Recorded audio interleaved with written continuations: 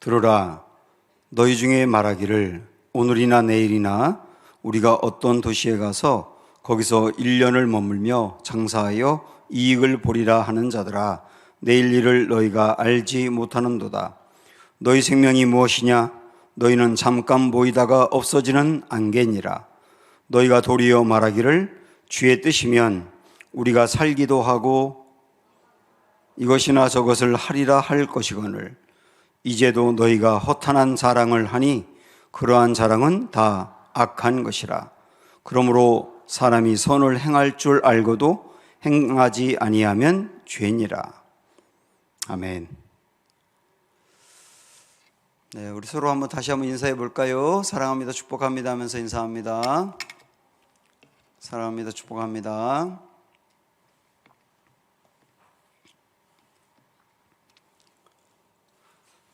쿠바라고 하는 나라가 있지 않습니까? 중남미에. 이 쿠바 사람들에게 키웨스트 드림이라고 하는 그 소망이 있었어요. 이게 뭐냐면 키웨스트라고 하는 지역은 미국에서 쿠바에 가장 가까이 있는 곳입니다. 그래서 쿠바 사람들이 독재도 있고 사는 게 어려우니까 쿠바를 떠나서 미국으로 가려고 그 키웨스트 드림에 도착하려고 소망을 품는 거예요. 그래서 미국에 갔다는 이야기도 들리고, 그래서 미국에 가서 부유하게 산다 그런 얘기도 들리고, 그러니까 수많은 사람들이 키웨스트 드림을 가지고 뗏목으로 이동하다가 조난당해 죽기도 하고, 또 다행히 키웨스트까지 가기도 하지만 가자마자 잡혀가지고 수용소에 갇히기도 하고, 이런 일들이 질비했었거든요. 이런 키웨스트 드림 같은 일들이 오늘 야고보서 4장에도 나와 있습니다. 사실 우리가 지금 이제 금요기도 시간에 무명의 용사들이라고 하는 테마로 보고 있는데, 오늘은 어떤 훌륭한 무명의 용사라기보다는 이름이 알려져 있지 않은 어떤 사람들의 판단, 그런 것들을 통하여 우리에게 깨닫게 해주는 게 있기 때문에 이렇게 본문으로 정했습니다. 자, 이들의 키웨스트 드림을 한번 볼까요? 13절 보시면 들으라 이렇게 시작을 합니다. 들으라라고 명령하고 있는데, 야고보가 이 야고보서를 받고 있는 교인들에게 하는 말이거든요. 들으라, 그 말은 아주 쉽게 여러분이 이해하도록 이야기하면 듣고 싶지 않지만 꼭 들으셔야 됩니다, 이런 말이에요. 여러분, 듣고 싶지 않지만 들으셔야 합니다. 그러면서 너희 중에 말하기를 그랬는데요. 그래서 너희라고 하는 말은 그리스도인들, 교회를 다니는 그리스도인들 중에 말하기를 뭐라고 말하느냐면, 오늘이나 내일이나 우리가 어떤 도시에 가서 거기서 1년을 머물며 장사하여 이익을 보리라 하는 자들아. 교인들이 그렇게 말한다는 거예요.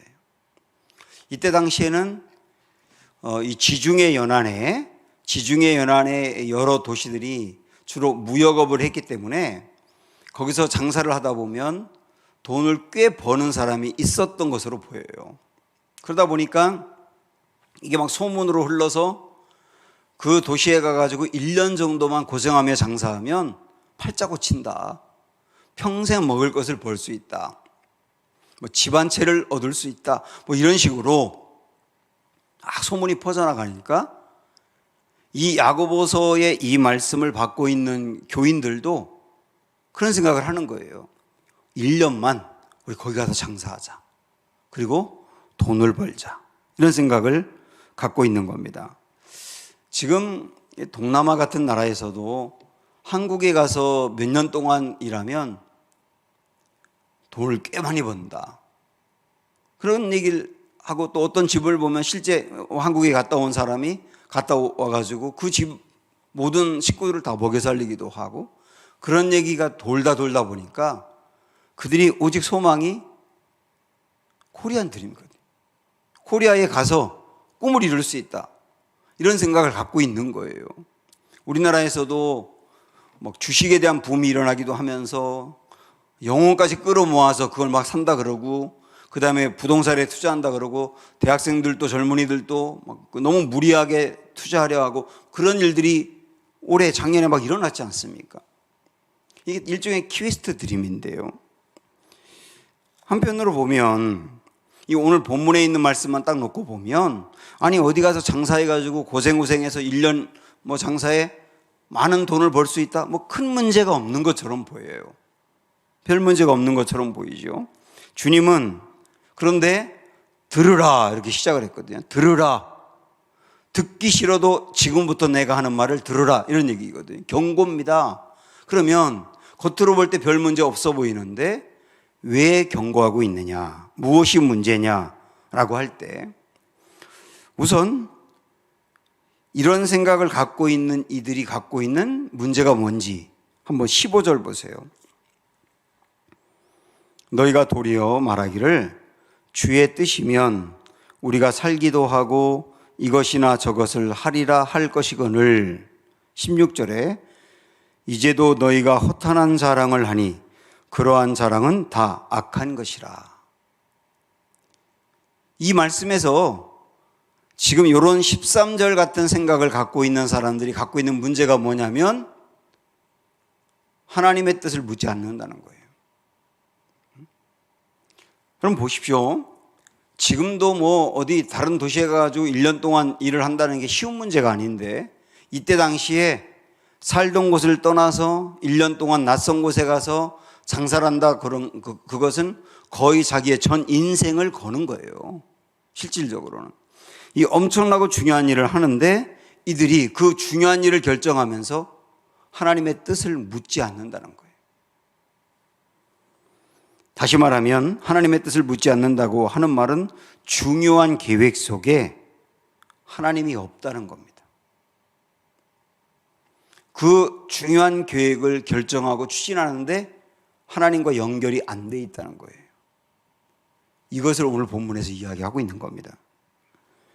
이 당시 사람들은 인사말처럼 한 게 뭐냐면 하나님의 뜻이면, 주의 뜻이면 인사말처럼 했거든요.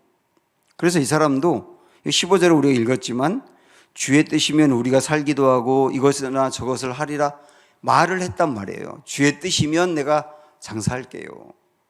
그런데 그렇게 말을 했지만 이 주의 뜻이면이라고 하는 게 상투적인 말이었다는 겁니다. 우리 그리스도인들도 교회를 조금만 다니게 되면 뭔가 새로운 계획을 세운다거나 중요한 일을 추진할 때 다른 성도와 이야기하면 이 주님의 뜻인 것 같아요. 주님이 제게 그런 마음을 주었어요. 이렇게 이야기를 하지만 실질적으로는 이야기는 그렇게 하지만 상투적인 얘기가 되는 경우가 굉장히 많다는 거예요. 겉으로는 주님의 뜻인 것 같아요 라고 말하지만 실질적으로는 주님의 뜻이 배제가 됐다는 겁니다. 이 사람들도 그렇게 했다는 걸 말하거든요. 그리고 이 사람들이 실질적으로 그렇게 결정하게 되는 것은 16절에 있는 것처럼 허탄한 자랑이라는 거죠. 허탄한 자랑. 내가 장사해가지고 1년 동안 고생해서 돈을 벌고 나면 그 돈으로 이렇게 살고 그 돈으로 이렇게 떵떵거리고 이런 것이 유일한 동기가 된 것이지 하나님의 뜻을 묻는다라고 하는 것은 그냥 상투적으로 한 것에 불과했다라고 하는 거예요.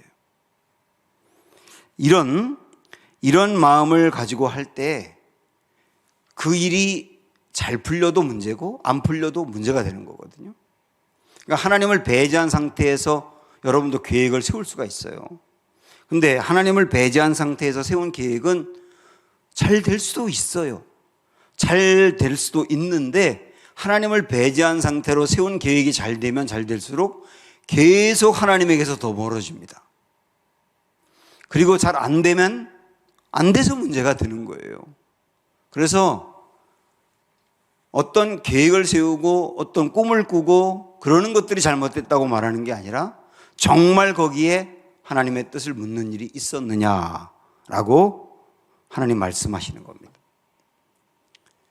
그러면 하나님의 뜻을 알고 세워야 된다라고 하는 건데 지금 당연한 것이지만 우리가 잘 안 되는 것을 말씀하고 있는 거예요.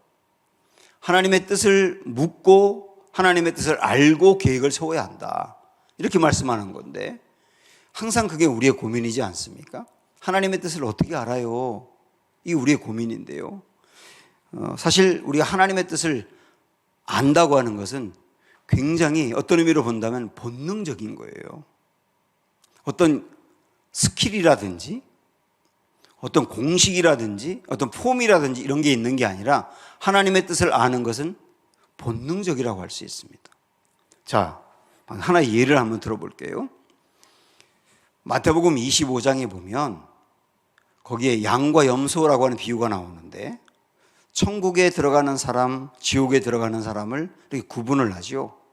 오른쪽으로 가는 사람은 천국에 들어가는 사람이다. 양과 같은 사람이다. 그러면서 주님이 그 오른쪽에 들어온 사람들에게 뭐라고 얘기하느냐면 너희는 내가 줄일 때 먹을 것을 주었고 목마를 때 마실 것을 주었고 내가 헐벗었을 때 입을 것을 주었다. 그렇게 주님이 그 사람들을 칭찬하면서 얘기하니까 그 사람들이 뭐라고 한지 아세요? 예수님에게 우리가 언제 그랬습니까? 이렇게 말을 해요. 우리가 언제 그랬습니까? 우리가 언제 예수님을 대접하고 예수님께 입을 걸 드리고 먹을 걸 드리고 마실 걸 드렸나요? 우리 그렇게 한 적이 없어요. 이걸 잘 생각을 해보면 이 사람들은 실제 그렇게 했거든요. 물론 예수님께 직접 한 게 아니라 소외되고 어려운 자들에게 준 것이죠. 근데 그것도 이 사람들은 잊고 있는 거예요. 자기들이 분명히 했는데 한 것을 잊고 있다고요. 그럼 여러분도 다른 사람을 돕기도 하고 선한 일을 하기도 하는데 어떤 경우 그 사람이 나중에 그런 말을 하거든요. 당신이 그때 날 도와줬어요. 그때 힘이 났어요. 그러면 제가요? 언제요? 제가 도와드린 적이 있나요? 이렇게 생각이 안 날 때가 있어요. 생각이 왜 안 나는지 아십니까? 머리가 안 좋아서 안 나는 게 아니라 본능적으로 해서 안 나는 거예요. 그게 의식을 하고 해서 그 일을 한 것이 아니고 그냥 너무나 당연히 자연적으로 흘러나와서 한 일이기 때문에 기억이 안 나는 거예요. 이 양과 염소 비유에서 굉장히 중요한 그 메시지가 있는데 거기 양과 염소의 비유를 보면 마치 선행을 많이 한 사람은 선행을 가지고 천국에 들어가고 그리고 선행을 안 한 사람은 행위 때문에 지옥에 들어가고 그래서 마치 행위로 구원받고 행위로 멸망받고 이렇게 행위 구원을 이야기하는 것처럼 보이지만은 그러나 그 말씀은 이런 겁니다. 예수와 상관이 있는 사람, 예수님을 실제 믿는 사람은 그 사람들의 삶에서 이런 어떤 선행이 본능적으로 나온다는 거예요. 본능적으로. 예수를 믿는 사람은 본능적으로 나온다. 그래서 그런 선행을 하면 구원받는다가 아니라 내가 구원받은 것을 어떻게 알 수 있느냐? 본능적으로 선행이 나오는 걸 보면 알 수 있다. 이렇게 말하는 거거든요. 자, 그것처럼 저도 여러분도 신앙생활 하면서 하나님의 뜻대로 결정해야 돼. 하나님의 뜻에 어긋나면 안 돼. 이렇게 참 얘기를 많이 하지만 우리의 일상적인 삶에서 또 어떤 일을 결정할 때 하나님의 뜻이 우리에게 이렇게 읽혀져야 되는데 가장 중요한 건 뭔지 아세요? 본능적으로예요. 본능적으로. 예수님이 지금 정말 내 안에 계시고 예수님과 내가 연결되어 있고 예수님과 상관이 있는 사람들은 어떤 일을 결정할 때 거기에 본능적으로 주님의 뜻을 헤아릴 줄 알게 됩니다. 그래서 하나님의 음성을 듣는 법을 배우는 게 아니고 하나님과의 친밀함을 배우는 거예요. 그러면 하나님의 뜻이 그 순간에 판단해야 될 때 자연적으로 생각이 나는 거예요. 어쨌든 중요한 계획이 문제가 아니라 그게 정말 하나님의 뜻이 있느냐 이게 중요하다라고 하는 것을 말씀을 했고요. 또 하나는 왜 이 사람들이 13절에 세운 계획이 문제가 되느냐라고 하면 자 보십시오. 이런 계획을 세우는 사람은 지금 그들이 조그만한 장사를 하든 농사를 짓든 뭐 목축업을 하든 아니면 어떤 회사에서 일을 하든 뭐 그런 일을 했을 거예요. 그런데 그런 일을 그냥 나름대로 열심히 하고 있었는데, 야, 거기 어느 도시에 가가지고 거기서 장사하면 떼돈을 번대, 뭐 완전 출세한대, 그런 얘기가 이렇게 들리니까 거기에 마음이 빼앗기고 거기에 생각이 가는 순간 자기가 지금 하고 있는 일에 대하여 소홀해진다는 거예요. 그러니까 어떤 의미로 본다면 허황된 꿈은, 과장된 꿈은 현재 내가 해야 될 일에 대해서 소홀해지게 된다. 그거를 주님이 말씀하고 있는 겁니다. 그래서 17절 보면 이게 다 연결되는 말씀인데요. 맨 끝에 그랬습니다. 그러므로 사람이 선을 행할 줄 알고도 행하지 아니하면 죄니라. 이게 무슨 말입니까? 지금 내가 현재의 위치에서 선을 행할 줄 알면이라고 하는 것은 선행도 되고 하나님에 대한 헌신도 되고 다 포함되는 거예요. 그런 일을 지금 할 수 있는데 내 생각이 허황된 꿈으로 가 있어가지고 거기에 온통 생각이 가 있다 보니까 현재 내 눈앞에 해야 될 일을 안 하는 겁니다. 그게 죄라는 거예요. 그게 죄라는 거예요. 그래서 오늘 말씀의 핵심은 뭐냐? 오늘 내게 주어진 그 일에 충실하라 해요. 그 일에 충실해라. 그게 주님의 뜻이다. 이렇게 말씀하고 있는 겁니다. 그래야 하는 중요한 이유가 뭐냐? 위로 올라가서 14절을 지금 읽으면 좋습니다. 자, 14절 보세요. 내일 일을 너희가 알지 못하는도다. 너희 생명이 무엇이냐? 너희는 잠깐 보이다가 없어지는 안개니라. 여러분 14절을 읽을 때 이렇게 생각하고 읽으시면 좋아요. 허황된 꿈이 아니라 오늘을 충실히 여겨야 될 이유, 그리고 14절을 읽는 겁니다. 다시 한번 보세요. 두 가지를 얘기하고 있습니다. 하나는 내일 일을 너희가 알지 못한다. 또 하나는 맨 끝에 있는 너희는 잠깐 보이다가 없어지는 안개다. 안개, 이 아침나절에 안개가 막 피어오르면 앞이 안 보이잖아요. 그런데 안개는요, 햇빛이 비치는 순간 순식간에 사라집니다. 근데 주님의 말씀은 뭐냐면 우리의 인생이 그와 같다는 거예요. 우리의 인생이 그와 같다. 안개처럼 순식간에 사라질 수 있는 인생이다. 그래서 앞부분에 내일 일을 너희가 알지 못한다. 그런데 내일 일도 알지 못하고 순식간에 사라질 수 있는 안개 같은 인생인데 먼 미래에 대한 허황된 꿈에 온통 생각이 가 있어서 거기 공상만 하고 있고 현재 내 눈앞에 주어진 하나님의 그 일을 소홀히 한다면 이게 죄다. 이렇게 말씀하는 거예요. 그래서 오늘 내게 주어진 그 일에 지금 충실한 게 그게 하나님의 뜻이다. 이렇게 말하는 거거든요. 누가복음 12장에서 어리석은 그 부자 비유가 나오는데 여러분 잘 아시는 비유세요. 부자가 열심히 일을 해서 소출을 거둔 다음에 창고를 짓고 거기에 두둑히 쌓아놓는 그런 얘기인데요. 그 말씀에서 예수님 하신 비유 중에 참 우리가 늘 마음에 새겨야 될 것이 뭐냐면 이 말씀이거든요. 오늘 밤에 내 영혼을 도로 찾으리니. 이 사람은 자기가 그렇게 빨리 갈 거라고 생각을 했다면 절대로 창고를 짓지 않았을 거예요. 내 미래는 활짝 열렸다고 생각했기 때문에 창고를 지은 거거든요. 그런데 오늘 밤에 내 영혼을 도로 찾으리니, 이게 우리에게 주시는 말씀이거든요. TV에 그 TV 블랙박스라고 하는 그 프로그램 있잖아요. 저도 이제 그거 가끔 보는데 한문철 씨인가 누가 이렇게 진행하지 않습니까?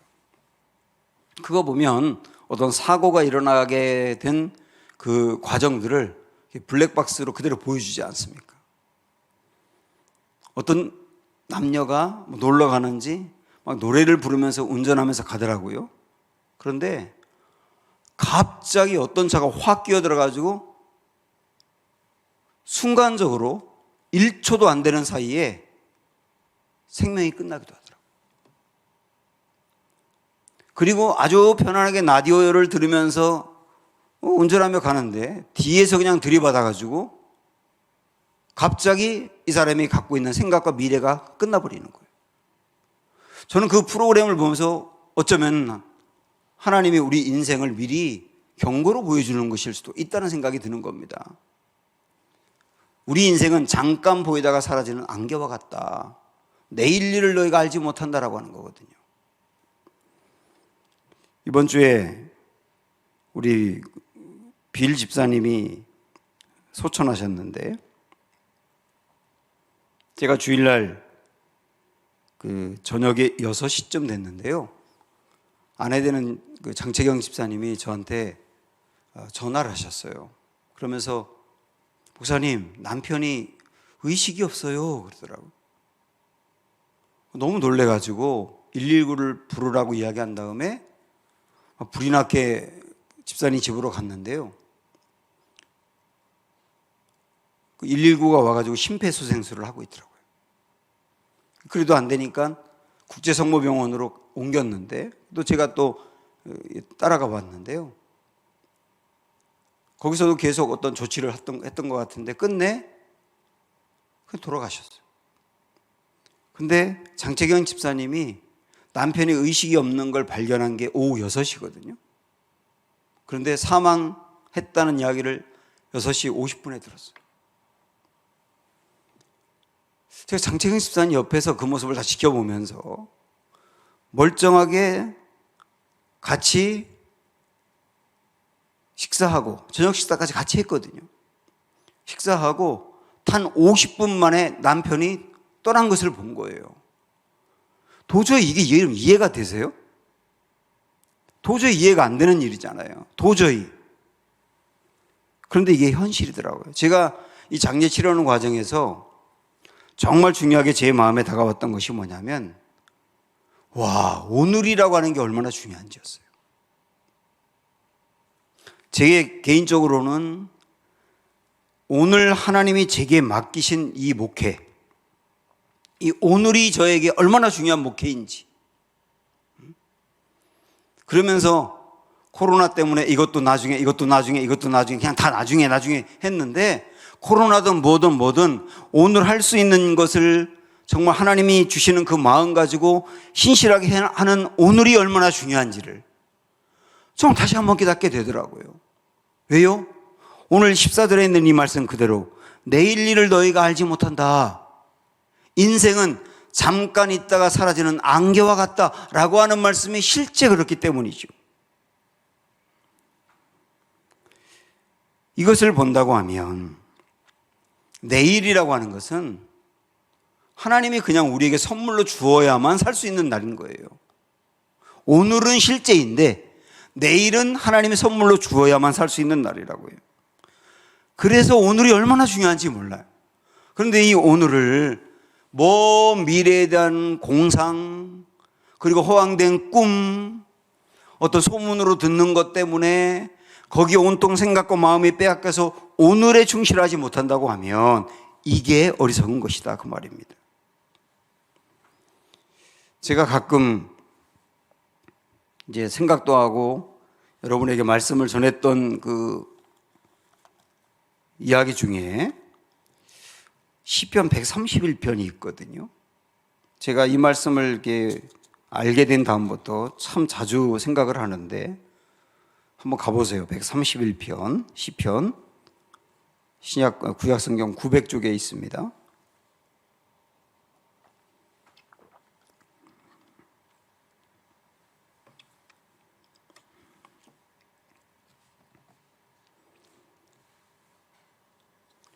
자, 여기 다윗의 시인데요. 131편 1절과 2절만 한번 보겠는데, 짧은 3절짜리 시편입니다. 1절에 보면 여호와여, 내 마음이 교만하지 아니하고 내 눈이 오만하지 아니하오며 내가 큰 일과 감당하지 못할 놀라운 일을 하려고 힘쓰지 아니하나이다. 제가 이 말씀 처음 만났을 때 제가 잘못 읽었나 생각을 했었거든요. 아니, 기왕이면 신앙생활 하면서 큰 일과 굉장한 일을 이루려고 노력을 해야 되지 않습니까? 그게 비전이고 그게 꿈이고 하나님의 스케일 갖고 그 목회자도 굉장히 큰 꿈을 갖고 목회하고 뭐 그래야지 이게 더 좋은 일일 것 같은데, 다윗이 하는 말이 뭐냐면 이 성경에서 나는 큰 일과 감당하지 못할 놀라운 일을 하려고 힘쓰지 않는데요. 오히려 그러면 그렇게 본다면 큰 일과 감당하지 못할 일을 꿈꾸는 게 이게 오히려 교만이라는 뜻입니다. 앞부분부터 읽어보면. 그러면서 2절에 보면 어떤 비유를 들고 있냐면, 실로 내가 내 영혼으로 고요하고 평온하게 하기를. 이 말은 다르게 말하면 우리 영혼이 언제 고요하고 평안하냐, 언제 그런다 그랬냐면 젖된 아이가 그의 어머니 품에 있음 같게 하였음이 내 영혼이 젖된 아이와 같도다. 젖된 아이와 같을 때, 젖된 아이의 심정을 가지고 그런 마음을 가질 때 우리가 고요하고 평온할 수 있다는 거예요. 이것도 이상하지 않습니까? 젖을 먹는 아이가 평온할 것 같잖아요. 엄마 품에 안겨 있고 엄마 젖을 먹으면 그때 평온하고 고요할 것 같은데, 젖을 먹는 아이라고 말하지 않고 젖을 뗀 아이라고 말했어요. 이게 무슨 의미일까요? 젖을 먹다가 젖을 뗀 아이는 처음에는 굉장히 불안합니다. 엄마 젖을 더 이상 먹을 수 없으니까요. 자꾸 보채기도 하죠. 그러다가 이제 나는 엄마 젖을 먹을 수 없어. 엄마 젖을 먹을 수 없는 거야 이제는 하고, 자기가 할 수 없는 일을 받아들이고 감당할 수 없는 일을 받아들이고 큰 일을 꿈꾸지 않는 거예요. 그 아이 입장에서는 말이죠. 그거를 드디어 받아들일 때 그때 고요와 평온이 온다는 뜻이에요. 이처럼 우리도 큰 일을 하고 다른 사람이 감당하기 어려운 것 같은 놀라운 일을 하고 싶은 마음이 우리 안에 있지만 그런 것들을 내려놓고 오늘 내가 할 수 있는 그 일, 오늘 하나님이 내게 맡기신 그 일을 충실히 감당하고, 오늘 내가 하나님으로부터 받는 그 사랑에 감사하고, 그런 마음을 붙들고 나아갈 때 드디어 평안함이 임한다는 거예요. 그런데 큰 일을 늘 꿈꾸고요, 감당하기 어려운 그 일을 늘 목표로 놓고 달려가다 보면 항상 만족이 없고 감사가 없고 기쁨이 없고 실패자 같고, 그렇다는 얘기 아닙니까? 그래서 오늘 이 말씀과 오늘 본문을 이렇게 연결하면서 허황된 꿈, 남들이 다 그 길로 간다고 해서 그걸 바라보다가 오늘 내가 해야 될 일을 놓치는 일, 그런 일이 없어야 된다는 거, 그걸 생각하는 겁니다. 오늘 내게 맡겨진 거, 우리 엘리야 이야기를 하면서 들었던 말씀처럼 하나님이 내게 맡기신 나의 구간, 내 구간, 내가 달려야 될 나의 구간, 그거 달리면 되는 거예요. 여러분 생각을 해보세요. 하나님이 아브라함에게, 아브라함아, 내가 너로 큰 민족을 이루게 할 거야. 굉장히 큰 거잖아요. 굉장히 큰 거죠. 그러면 아브라함은 큰 꿈을 꿨는데요? 라고 말할 때 보세요. 아브라함에게 큰 민족을 이루고 나라를 이루게 하겠다는 것은 아브라함에게만 준 하나님의 꿈이 아니고 궁극적으로 이스라엘 나라 세우겠다는 주님의 꿈이거든요. 그런데 아브라함은요, 내가 너로 큰 민족을 이루게 하겠다 그러고서 아브라함에게 이삭 달랑 하나 줬어요.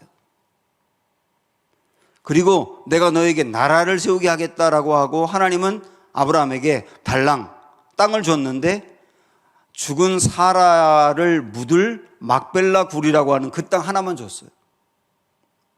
이게 뭐야 이게? 아브라함에게 그 엄청난 꿈 이야기를 해놓으신 다음에 하나님은 그런 겁니다. 하나님의 그 거대한 꿈을 이루는데 아브라함아, 너는 하나의 징검다리 감당하면 되는 거야.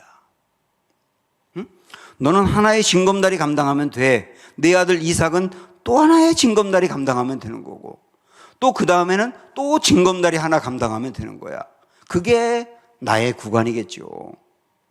저와 여러분에게도 이렇게 맡긴 나의 구간이 있지 않습니까?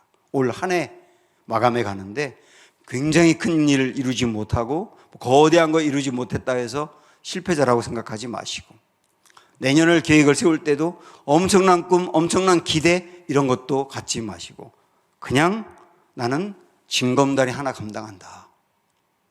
오늘 내가 하라고 하는 그 일을 충실하게 감당한다 라고 생각하고 계획하고 달려간다면 이것도 하나님의 뜻이다 라고 하는 말씀으로 이 오늘의 본문을 받아들이는 은혜가 있기를 축복합니다. 우리 함께 찬양합니다. 예수 늘 함께 하시네. 이 찬양 가사를 여러분 보시면 오늘 들은 말씀이 생각이 날 겁니다.